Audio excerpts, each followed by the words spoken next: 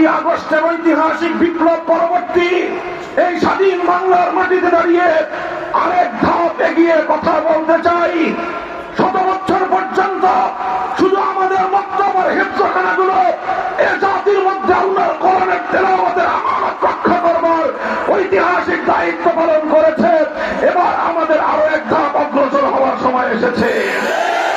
5ই August পরবর্তী এই বাংলার মাটিতে যতগুলো রাষ্ট্রীয় ব্যবস্থাপনায় স্কুল শিক্ষা ব্যবস্থা রয়েছে, সেই স্কুলগুলোর প্রাইমারি স্কুলগুলোতে যেখানে মুসলমানদের সন্তানরাই ৯৭% থেকে ৯৫% পড়াশোনা করে, যে স্কুলগুলো খরচ ৯০% মুসলমানদের ট্যাক্সের পয়সা দিয়ে যোগান হয়, যে স্কুলের শিক্ষক শিক্ষিকাদের বেতন আমাদের ট্যাক্সের পয়সায় যোগান হয়, যে স্কুলের পাঠ্যপুস্তক আমাদের ট্যাক্সের পয়সায় ছাপানো হয়, যে স্কুলগুলো ঘর দালান আমাদের ট্যাক্সের পয়সা দিয়ে যোগান দেওয়া হয়, আর সবচেয়ে বড় কথা, যে স্কুলে পড়ে আমার বাচ্চারা, আমার সন্তানেরা, সেই স্কুলে ইংরেজি, বাংলা, অঙ্ক, ভূগোল, ইতিহাস সব শিক্ষা থাকবে, আল কোরআনের তেলাওয়াতের শিক্ষা থাকবে না। এই ধরনের বৈষম্যহীন বাংলাদেশে বরদাস্ত করা যায় না।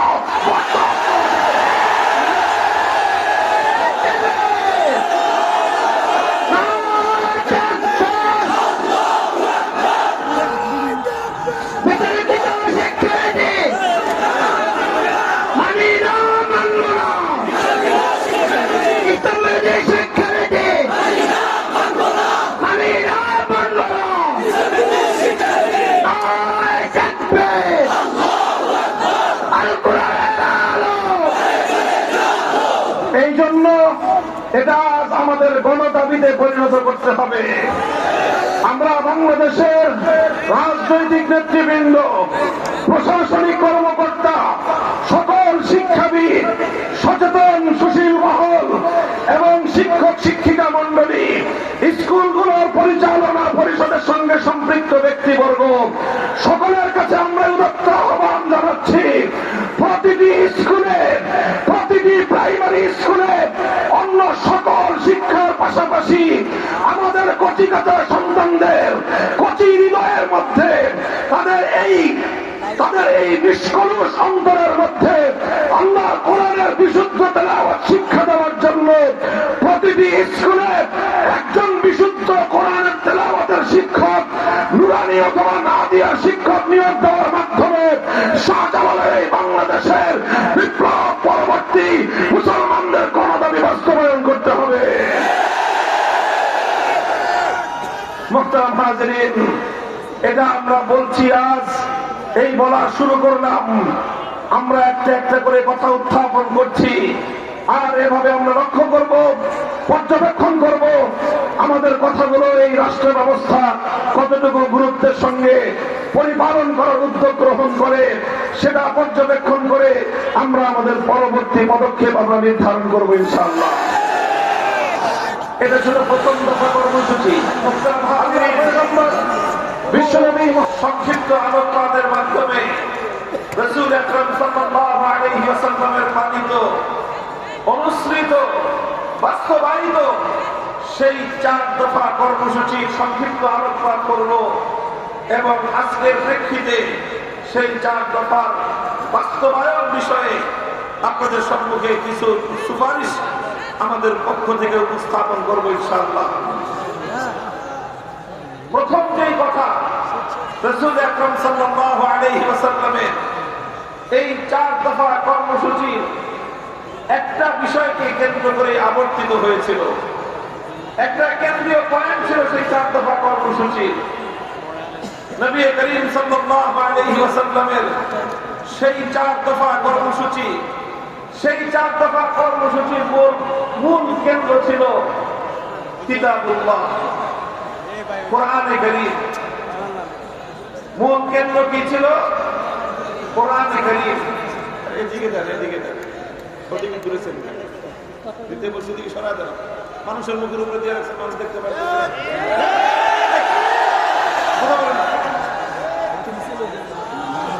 আওয়াজ হবে না। আরে ওদিকে দিচ্ছেন কেন ঘুরে? আমার দিকে দেন, এদিকে দেন, এদিকে।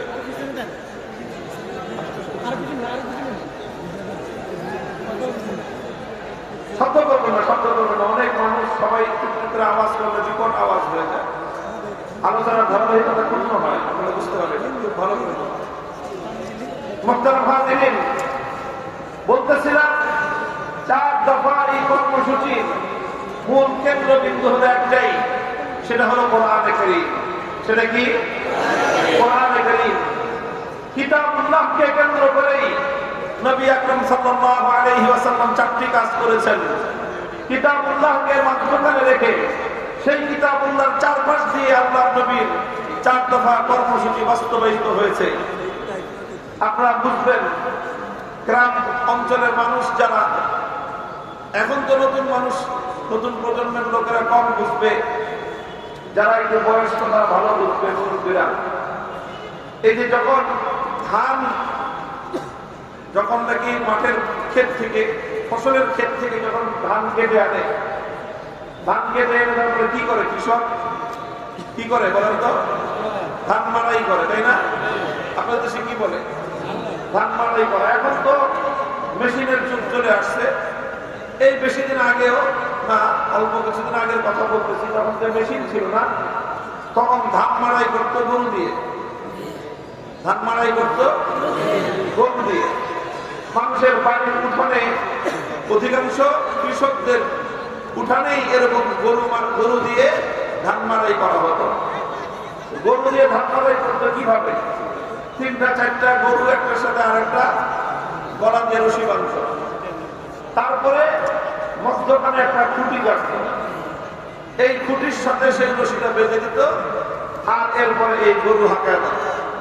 এখন গরু যতই দৌড়ায় ওই খুঁটিকে কেন্দ্র করে চারদিকে ঘুরতে হয়, এর বাইরে যাওয়ার সুযোগ নেই। এইভাবে যেরকম 4টা গরুকে কেন্দ্র করে মধ্যখানের একটা খুঁটি, এই খুঁটিকে কেন্দ্র করে এই গরুগুলো যেরকম ঘুরতে থাকে, আর এই প্রক্রিয়ার মধ্যে দিয়ে যেরকম ধান মাড়াই হতে থাকে, তো ওই মধ্যখানের খুঁটিটাকে যেরকম সেন্টারে রেখে সারাদিন চক্কর খায়, ঠিক তদ্রুপ আল্লাহর কোরআনকে মধ্যখানে রেখে ইসলামের সকল কর্মসূচি আবর্তিত হয়েছে।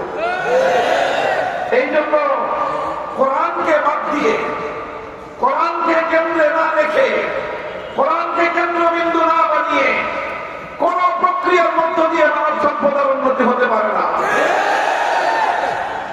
রাসূল আকরাম সাল্লাল্লাহু আলাইহি ওয়াসাল্লাম আল্লাহর কিতাবকে মধ্যখানে রেখে 4 দফা কর্মসূচি বাস্তবায়ন করেছিলেন। 1 নম্বর কর্মসূচি আল্লাহর কোরআন মধ্যে ধারাবাহিক ভাবে হুয়াল্লাযী বা'আসা ফিল উম্মিয়্যিনা রাসূলাম মিনহুম ইয়াতলু আলাইহিম আয়াতিহি। 1 নম্বর কর্মসূচি ছিল ইয়াতলু আলাইহিম আয়াতিহি, তিলাওয়াতে কিতাবুল্লাহ। উম্মতের সামনে আল্লাহর কিতাব তথা কোরআনে পাকের তেলাওয়াত করা। তেলাওয়াতে কিতাবুল্লাহ, কোরআনের তেলাওয়াত, এটা ছিল রাসূল সাল্লাল্লাহু আলাইহি ওয়াসাল্লামের প্রথম কর্মসূচি। এটা একটা মুস্তাকিল স্বয়ংসম্পূর্ণ কর্মসূচি। তেলাওয়াতে কিতাবুল্লাহ বুঝে আসুক বা না আসুক, এর অর্থ এবং মর্ম ব্যাখ্যা কেউ বুঝতে পারুক বা না পারুক, সেগুলো পরের প্রশ্ন। শুধুমাত্র কোরআনের তেলাওয়াত, এটাই ছিল রাসূল সাল্লাল্লাহু আলাইহি ওয়াসাল্লামের সবচেয়ে বুনিয়াদী কর্মসূচি, প্রথম কর্মসূচি। জাহিলিয়াতের কুহেলিকা ভেদ করবার জন্য, জাহিলিয়াতের এই লৌহ প্রাচীরকে ভেঙে গুলিয়ে দেওয়ার জন্য বিশ্বনবী মুহাম্মদ আরবী সাল্লাল্লাহু আলাইহি ওয়াসাল্লাম জাহিলিয়াতের বর্বরত অন্ধকারের প্রাচীরের মধ্যে সর্বপ্রথম যে আঘাত হেনেছেন, সে আঘাত ছিল আল্লাহর কোরআনে পাকের তেলাওয়াতের এই আওয়াজ ছবি। কোরআনের তেলাওয়াতের মধ্যে আল্লাহ পাক রব্বুল আলামিন এই পাওয়ার, এই অ্যাকশন, এই প্রভাব আল্লাহ পাক রব্বুল আলামিন দেখে দিয়েছেন।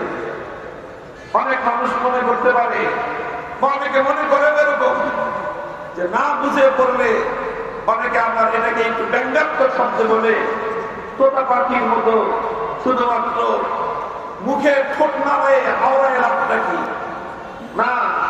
কোরআন সম্পর্কে এই কথা সঠিক নয়। এটা একটা বিভ্রান্তিমূলক কথা, এটা একটা মূর্খতাপূর্ণ কথা। কোরআন পৃথিবীর অন্যান্য গ্রন্থের মতো নয়। পৃথিবীর অন্য যে কোনো বিষয়বস্তুর গ্রন্থ, অন্য যে কোনো বিষয়বস্তুর বই পাঠ করলে, অর্থ না বুঝে পাঠ করলে কোনো উপকারিতা নাই। কেউ যদি সাহিত্যের বই পাঠ করে অর্থ যদি না বুঝে লাভ হবে না। কেউ যদি দর্শন শাস্ত্রের বই পাঠ করে অর্থ না বুঝলে উপকার পাবে না। কেউ যদি বিজ্ঞানের বই পাঠ করে অর্থ মর্ম না বুঝলে সেটা কোনো বৈজ্ঞানিক হতে পারবে না, বিজ্ঞান থেকে কোনো সে উপকৃত হতে পারবে না। কেউ যদি গল্পের বই পড়ে অর্থ যদি না বুঝে গল্পের মাহাত্ম্য সে বুঝবে না। উপন্যাসের বইও যদি কেউ পড়ে অর্থ না বুঝলে উপন্যাসের চরিত্রগুলোকে সে ধারণ করতে পারবে না। পৃথিবীর অন্য সব বিষয়ের বেলায় এই কথা প্রযোজ্য। অর্থ না বুঝে শুধু বই পড়ে গেলে কোনো লাভ হবে না। কিন্তু একসাথে আল্লাহর কোরআন, একমাত্র আল্লাহর কোরআনে পাক, যেটা এমন এক কিতাব, এটা অর্থ বুঝা পড়লে যেরকম এর অ্যাকশন হয়, এর প্রভাব তৈরি হয়। অর্থ বুঝে না পড়লেও শুধুমাত্র কোরআনের তেলাওয়াত, এটাই এমন এক বৈপ্লবিক কর্মসূচি, মানুষের হৃদয়ের সমস্ত দেহ ভেঙে গুলিয়ে দিতে পারে। এই জন্য যারা পবিত্র কোরআনে কারীমকে অন্য সাধারণ গ্রন্থের উপর, অন্য সাধারণ পাঠের উপর যারা অনুমান করে বলে যে কোরআন না বুঝে পড়ে কি ফায়দা কি না, এটা তাদের অজ্ঞতা প্রসূত কথা। কোরআন বুঝতে হবে সেটা ভিন্ন কথা, কোরআনের মর্ম জানতে হবে সেটা ভিন্ন কথা, কিন্তু কোরআনের তেলাওয়াত এটা হলো একটা স্বয়ং সম্পন্ন কর্মসূচি এবং এটাই হলো রাসূল সাল্লাল্লাহু আলাইহি ওয়াসাল্লামের প্রথম এবং বুনিয়াদী কর্মসূচি।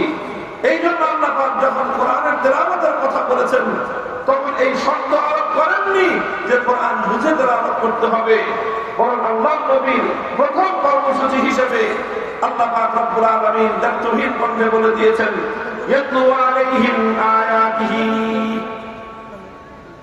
হুয়াল্লাযী বা'আসা ফিল উম্মিয়্যিনা রাসূলাম মিনহুম ইয়াতলু আলাইহিম আয়াতিহি। তিলাওয়াতে কিতাবুল্লাহ, এটা হলো মুহাম্মদ সাল্লাল্লাহু আলাইহি ওয়াসাল্লামের প্রথম এবং বুনিয়াদী কর্মসূচি। শুধু অর্থ ছাড়াও কোরআনে কারীমের তেলাওয়াত এটা মানুষের হৃদয়ের মধ্যে প্রভাব তৈরি করে। আলহামদুলিল্লাহ, ইতিহাস তার সাক্ষী। আজও যদি কোনো মানুষ, যে কোনো ব্যক্তি ধারাবাহিক ভাবে যদি শুধুমাত্র আল্লাহর কোরআনের তেলাওয়াত শুনতে থাকে, আল্লাহর নামের শপথ করে আমি বলতে পারি, তার হৃদয়ের মধ্য দুয়ারগুলো কোরআনের তেলাওয়াত যেভাবে খুলতে পারবে, পৃথিবীতে কোরআন ছাড়া আর কোনো কিছু নাই যেটা একজন মানুষের হৃদয়ের মধ্য দুয়ারকে উন্মুক্ত করে দিতে পারে। সিরাতের কিতাব, ইতিহাসের কিতাব, সিরাতুস সাহাবা, সাহাবায়ে কেরামের ইতিহাসের কিতাবের মধ্যে লেখা হয়, আবু বকর সিদ্দিক রাদিয়াল্লাহু তাআলা আনহুর জীবনীতে লেখা হয়, বুখারী শরীফ সহ বিভিন্ন হাদিসের কিতাবের মধ্যে এই ওয়াকিয়া এবং এই ঘটনার বর্ণনা রয়েছে। একবার আবু বকর রাদিয়াল্লাহু আনহু মক্কা ছেড়ে তিনি চলে যাচ্ছেন। পথিমধ্যে মক্কার একজন আরবের একজন প্রসিদ্ধ নেতা সর্দার ইবনুদ দামিনা তার নাম, ইবনুদ দামিনার সঙ্গে সাক্ষাৎ। ইবনুদ দামিনা আবু বকর সিদ্দিককে, আবু বকরকে জিজ্ঞাসা করলেন, কোথায় যাচ্ছেন? আবু বকর বললেন যে মক্কায় থাকবো না। কেন থাকবেন না? মক্কার মানুষ আমাকে জ্বালা যন্ত্রণা দেয়, উত্তপ্ত করে, কষ্ট দেয়, নির্যাতন করে, এই জন্য আমি মক্কা ছেড়ে চলে যাচ্ছি। ইবনুদ দামিনা বলল যে আবু বকর, আপনার মতো ভালো মানুষ, পরোপকারী মানুষ, আপনার মতো সোনার মানুষ যদি মক্কা ছেড়ে চলে যায়, এটা হবে মক্কা নগরীর জন্য এবং মক্কার অধিবাসীদের জন্য চরম লজ্জার বিষয়। কাজে আপনি মক্কা ছেড়ে যে যাবেন না, আপনার যা সমস্যা আমি সমাধান করে দেব, আপনি চলুন। ইবনুদ দামিনা আবু বকর রাদিয়াল্লাহু আনহুকে নিয়ে মক্কায় ফিরে এলেন। মক্কার লোকদেরকে জড়ো করে জিজ্ঞাসা করলেন, বললেন যে তোমরা আবু বকরের সঙ্গে এমন দুর্ব্যবহার করো, কেন করো? আবু বকর যদি মক্কা ছেড়ে চলে যায় তাহলে আরবের মধ্যে মক্কার বদনাম হবে, কলঙ্ক হবে। মানুষ বলবে মক্কার মানুষ দুষ্ট, আবু বকরের মতো সোনার মানুষ, মোমের মতো নরম মানুষটা তাদের সঙ্গে থাকতে পারে না। সুতরাং আবু বকর মক্কায় থাকবে, তোমরা কেউ তাকে উত্ত্যক্ত করবে না। মক্কার লোকেরা বলেছিল, ঠিক আছে আবু বকর মক্কায় থাকুক, আমাদের কোনো আপত্তি নাই। সে যদিও আমাদের বাপদাদার ধর্ম ত্যাগ করে মুহাম্মদের ধর্ম গ্রহণ করেছে, সেটাতেও আমরা আপত্তি করব না। সে মুহাম্মদের ধর্মের দিকে মানুষদেরকে আহ্বান করে দাওয়াত দেয়, সেটাতেও না হয় আমরা আপত্তি করলাম না। সে মুহাম্মদের আনিত কিতাব সাল্লাল্লাহু আলাইহি ওয়াসাল্লাম কোরআনে কারীম তেলাওয়াত করে, সেটাতেও আমরা আপত্তি করব না। কিন্তু একটা শর্ত, সে যখন তেলাওয়াত করবে, আবু বকর যখন কোরআন কিতাবুল্লাহ যখন তেলাওয়াত করবে, সে তার ঘরের ভিতরে দরজা বন্ধ করে তেলাওয়াত করবে। ঘরের বাইরে উন্মুক্ত উঠোনে দাঁড়িয়ে সে কোরআনের তেলাওয়াত করতে পারবে না। ইবনে জারীর জিজ্ঞাসা করলো, কারণ কি? ঘরের মালিক আবু বকর, উঠোনের মালিক আবু বকর, ঘরের মধ্যে যদি সে তেলাওয়াত করতে পারে, উঠোনে তেলাওয়াত করতে তোমাদের আপত্তিটা কোথায়, সমস্যা কোথায়? মক্কার লোকেরা জবাব দিয়েছিল যে আবু বকর যখন উঠোনে দাঁড়িয়ে তার আবেগ মাখা কণ্ঠে, কান্না জড়ানো কণ্ঠে যখন কোরআনের তেলাওয়াত করতে থাকে, তখন তার এই কোরআনের তেলাওয়াত মন্ত্রমুগ্ধের মতো আমাদের গোটা মক্কার মানুষদেরকে এমন ভাবে আকৃষ্ট করতে থাকে যে ঘরগুলোতে আমরা ছোট ছোট শিশু এমনকি নারীদেরকে পর্যন্ত ঘরের মধ্যে আবদ্ধ রাখতে পারি না। লোহাকে যেমন চম্বুক তার নিজের দিকে আকৃষ্ট করতে থাকে, সিদ্দিক আকবরের তেলাওয়াতে কোরআন মক্কার ছোট ছোট শিশু বাচ্চাদেরকে পর্যন্ত লোহার চুম্বকের মতো তার নিজের দিকে আকৃষ্ট করে নিয়ে আসে। এই জন্য মক্কার লোকেরা বলেছিল যে উন্মুক্ত ভাবে উচ্চ স্বরে আবু বকর কোরআনের তেলাওয়াত করতে পারবে না। মুহতারাম হাজিরিন, হাদিসের সোনালী পাতায় এরকম অসংখ্য ঘটনার উদ্ধৃতি আপনারা পাবেন, আমরা পাবো যদি খুঁজে দেখি যে কোরআনের তেলাওয়াত এটা কিভাবে সেই জাহেলিয়াতের সেই বর্বরতার যুগে সর্বপ্রথম যে বর্বরতা জাহেলিয়াতের ভিত শুদ্ধ বানিয়ে দিয়েছিল, সেটা ছিল আপনার কোরআনের তেলাওয়াতের গুঞ্জরণ। সেটা ছিল কোরআনের তেলাওয়াতের গুঞ্জরণ। আজকে এই পাষাণ হৃদয়ের এই আধুনিক একবিংশ শতাব্দীর ইট পাথরের এই সভ্যতার যুগেও সকল বর্বরতা, সকল অন্যায়, অবিচার, জুলুম, বৈষম্যের বিরুদ্ধে যদি সত্যিকার অর্থে মানবতার বিজয় কেউ কামনা করো, আমি আল্লাহ পাকের দরবারে শপথ করে বলতে পারি, এই সমাজের ঘরে ঘরে মানুষের কর্ণকুহরে আল্লাহর কোরআনের গুঞ্জরণ তৈরি করা ছাড়া এর যে উত্তম কোন পন্থা দুনিয়াতে হতে পারে না।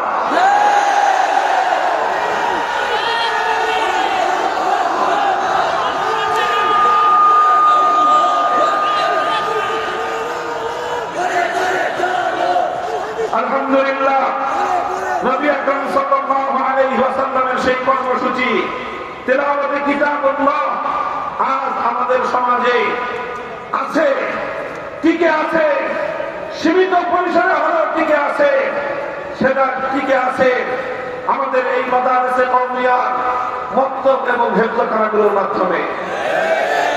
এই মক্তব এবং হেফজখানাগুলো থেকে মুসলমানদের সন্তানদেরকে আল্লাহর কোরআনের বিশুদ্ধ তেলাওয়াত, শুধু তেলাওয়াত শুদ্ধ করে তাদেরকে শিক্ষা দেওয়া হয়। আর আমাদের এই সোনার সন্তানেরা, কচিকাঁচা বাচ্চারা কোরআনের তেলাওয়াত নিয়ে মুসলিম সমাজের ঘরে ঘরে, মুসলিম সমাজের পাড়ায় পাড়ায়, মুসলিম সমাজের মহল্লায় মহল্লায় তারা আল্লাহর কোরআনের তেলাওয়াতের যে গুঞ্জরণ দূরে, সেই গুঞ্জরণের কারণে আজ আল্লাহর জমিনে কোন জাহিলিয়াতের দাগ গায়ে বসতে পারে নাই। এজন্য তারা বারবার চেষ্টা করে কোরআনের তেলাওয়াতের এই দুর্গগুলোকে উপড়ে ফেলতে। তারা এই মক্তব হেফজখানাগুলোর উপর নানা রকম বৈষম্যের নীতি চাপিয়ে এই মেহনতের ধারাকে বন্ধ করে দিতে চায়। এটা চেয়েছিল ব্রিটিশ সাম্রাজ্যবাদী শক্তি, এটা চেয়েছে সমস্ত জাহিলিয়াতের ধারণ বাহক শক্তিগুলো নানা কৌশলে, নানা ষড়যন্ত্রের মধ্য দিয়ে মক্তব, হিফজ, সংকুচিত করে দেওয়ার পায়তারা চালিয়েছে। কথা বলেন ঠিক না বেঠিক? মনে রাখতে হবে, এটা আল্লাহর কোরআনের সবচেয়ে বুনিয়াদী মার্কাজ, মতভেদখানা, আল্লাহর কোরআনের সবচেয়ে বুনিয়াদী দুর্গ। এই দুর্গ যদি ধসে পড়ে উম্মাহর অস্তিত্ব বিলুপ্ত হয়ে যাবে।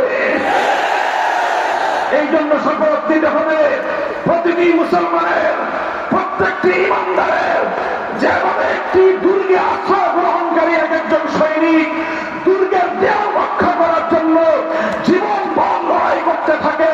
হে বাংলার উম্মত, উম্মতে মুসলিমার সদস্যরা, উম্মতে মুহাম্মাদিয়ার সদস্যরা, আমাদেরকে শপথ নিতে হবে কোরআনী প্রতিষ্ঠানের উপর যদি কেউ কোনো আঘাত করবার চেষ্টা করে, হামলা করবার চেষ্টা করে, সংকুচিত করবার চেষ্টা করে, জীবনের বিনিময় হলো গোটা জাতি ঐক্যবদ্ধ হবে, সেই ষড়যন্ত্রে রুখে দাঁড়াতে হবে।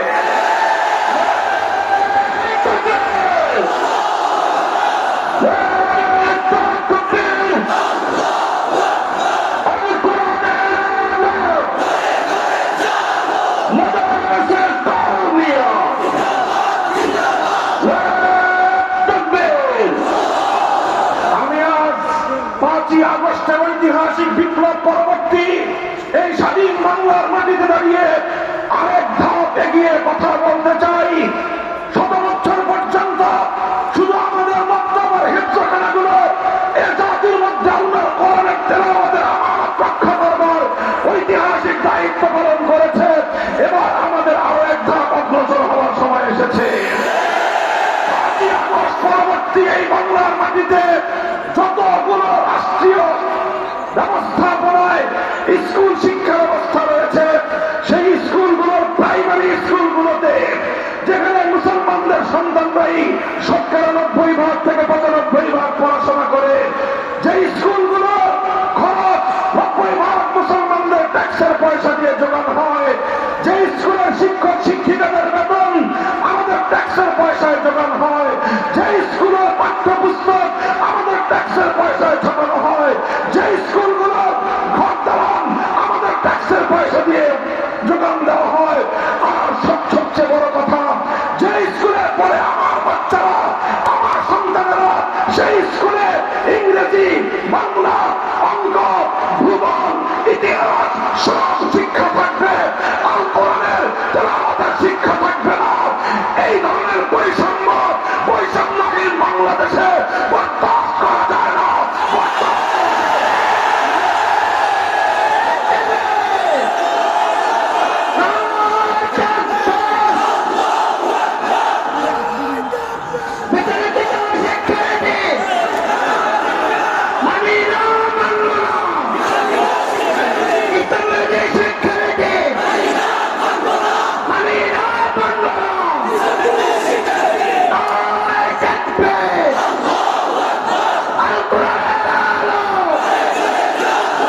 এই জন্য এটা আমাদের গণদাবিতে পরিণত করতে হবে।